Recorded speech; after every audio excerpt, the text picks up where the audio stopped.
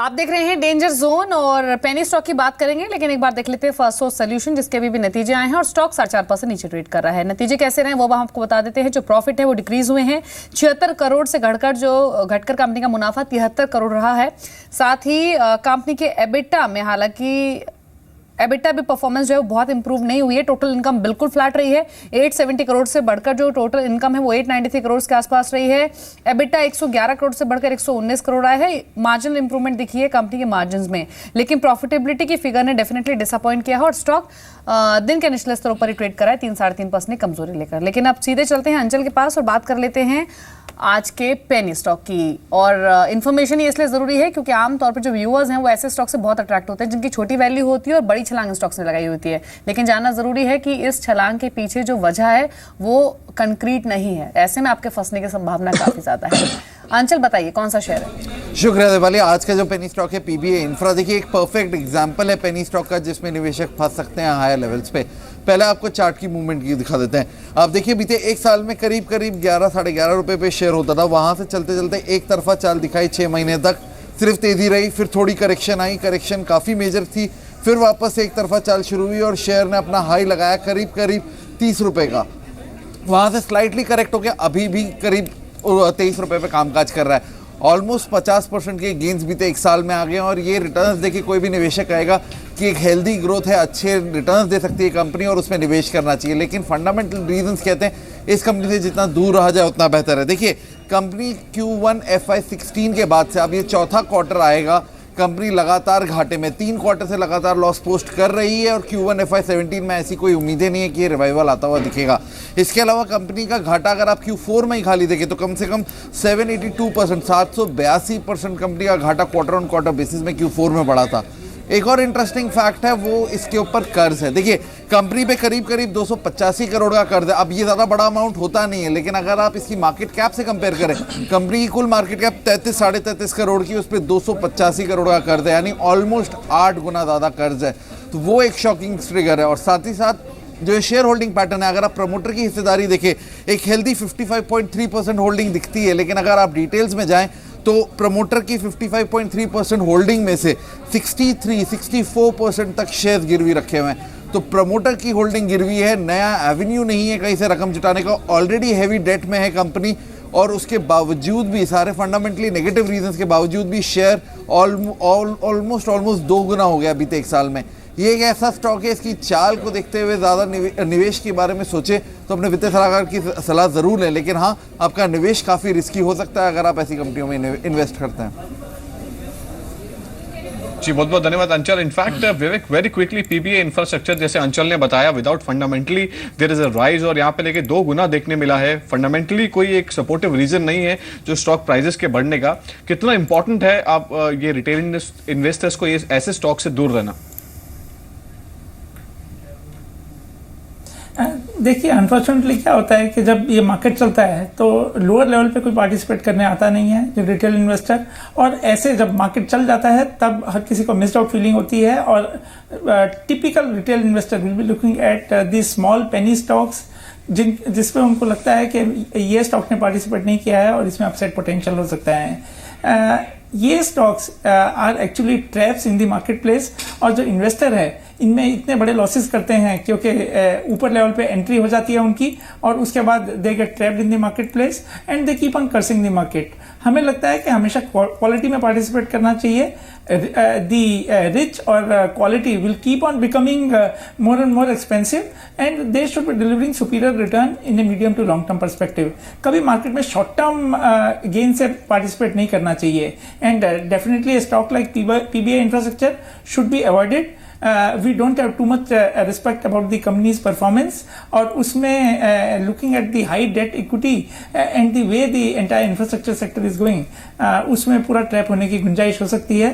The stock should best be avoided. अगर किसी के पास है तो they should exit the stock right now at current level. जी, तो तो एग्जिट करने की ही सलाह है विवेक की ओर से। 22 रुपए का स्टॉक है, लेकिन दूर रहे क्योंकि कंपनी के फाइनेंशियल्स बेहद खराब हैं और नुकसान पहुंच सकता है अगर आप स्टॉक में बने रहते हैं, क्योंकि आमतौर पे जो वॉल्यूम्स हैं वो भी स्टॉक में काफी ड्राई होते हैं और कम लिक्विडिटी वाले स्टॉक्स में फंसने की संभावना काफी हाई होती है। इसीलिए इन्फॉर्मेशन आपके साथ शेयर की जा रही है कि अगर आप सोच रहे हैं खरीदने के बारे में पीबीए इंफ्रा को, तो एक बार फिर से सोच लीजिए, क्योंकि यहाँ पर रिटर्न से ज्यादा जो रिस्क है वो बहुत स्ट्रांग है। तो पीबीए इंफ्रा अलर्ट रहें आप। कुछ क्वेरीज भी ले लेते हैं और हमारे साथ बातचीत करने के लिए एन चक्रवर्ती हैं कोलकाता से। चक्रवर्ती साहब नमस्कार, क्वेश्चन पूछें अपना।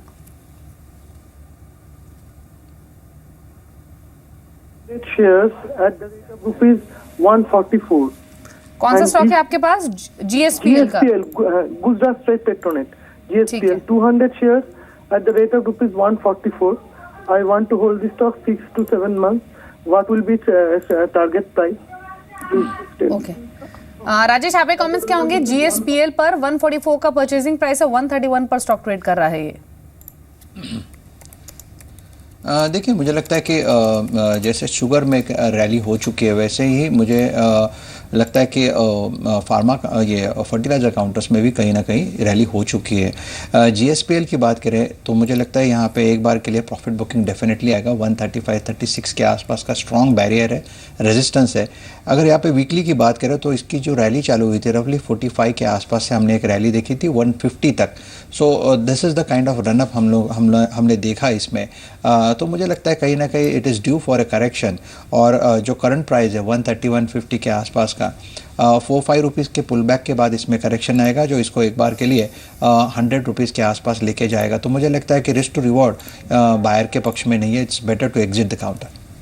श्योर। इनफैक्ट मूविंग ऑन, अगले कॉलर हमारे साथ है अनिल फ्रॉम पुणे। नमस्कार अनिल, आपका सवाल पूछिए। मेरे पास 100 शेयर है एक्सिस बैंक के, लिए थे कौन से? 560 में। तो क्या करना चाहिए? होल्ड करना चाहिए या फिर बेच देना चाहिए? 2 महीने का नजरिया जी बिल्कुल आपको राय दिला देते हैं। In fact Vivek, very quickly Axis bank post earnings यहाँ पे लेके एक मेजर डिसअपॉइंटमेंट देखने मिला था और यहाँ से लेकर surprisingly the stock is trading 3% और हायर। फंडामेंटली आपको क्या लगता है कि he should stay invested with the stock? आपने सही कहा। Actually there were very few positives as far as the result is concerned. Only positive as far as the company is concerned is relative valuation which is on a positive side. We believe the stock is likely to move in a very tight band. आज stock का price movement है that is really surprising. We believe it should move in a tight band. The company should continue to report high NPAs in the coming quarters. We believe there are better stocks in the marketplace. ये stock में से exit कर लेना चाहिए। जी चलिए, राय आपको दी गई है। और एक्सिस बैंक अभी दिन के उच्चतम स्तर पर ट्रेड करा है 3% गेंस लेकर 553 के लेवल्स पर। चलिए, शुक्रिया विवेक आपका भी और राजेश आपका भी सभी स्टॉक्स पर अपने कमेंट्स शेयर करने के लिए और बातचीत करने के लिए। लेकिन ब्रेक में जाने से पहले एक इंपॉर्टेंट खबर भी आपको बता देते हैं। आज हमने देखा कि कोल केस में एक बड़ा फैसला सामने आया और कोल घोटाले केस में राठी स्टील को दोषी करार दिया गया है। सीबीआई की स्पेशल कोर्ट ने 3 लोगों को दोषी ठहराया है, जिसमें 2 प्रमोटर्स शामिल हैं, 1 अधिकारी शामिल है। और जो कंपनी के एमडी हैं प्रदीप राठी, उनका नाम सामने आया है, सीईओ उदित राठी का नाम सामने आया है और जो एजीएम है कुशाल अग्रवाल, उनको भी दोषी करार दिया गया है। और उससे कुछ ही देर बाद इन तीनों दोषियों की सजा का ऐलान होगा। दरअसल जो ये पूरा मामला है ये छत्तीसगढ़ के केसला नॉर्थ कोल ब्लॉक के आवंटन से जुड़ा हुआ मामला है। तो कुछ ही देर बाद इन तीनों ही आरोपियों की सजा जो है उस पर फैसला होगा। साथ ही आपको बता दें, कोल ब्लॉक से जुड़ा हुआ एक और मसला, आज कोल ब्लॉक ई ऑक्शन पर जो सीएजी ने अपनी रिपोर्ट तैयार की थी वो रिपोर्ट टेबल की है पार्लियामेंट में। और दरअसल सीएजी ने आशंका जताई थी कि जो कोल ब्लॉक का ई ऑक्शन हुआ था उसमें कार्टेलाइजेशन हुआ है। सरकार के संदेह से सहमति जताई है सीएजी ने। और हमने देखा था कि इस ई ऑक्शन में Vedanta group, Aditya Birla group, Jindal power and steel ने भी शामिल हुए थे वो इस ई ऑक्शन में। तो सीएजी ने जो रिपोर्ट है वो आज टेबल की है।